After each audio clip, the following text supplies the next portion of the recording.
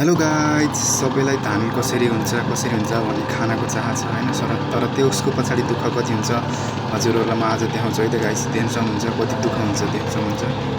पुरै ट्र्याक्टरले यस्तो तरिकाले काम गर्नुपर्छ।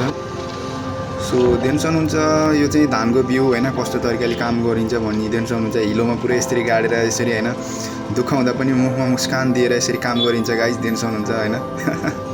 हजुरहरू एउटा सब्सक्राइब गर्न डराउनुहुन्छ गाइज होइन, हामीले गर्ने दुःखहरू अनुभव गरेर हेर्नु त एकचोटि गाइज।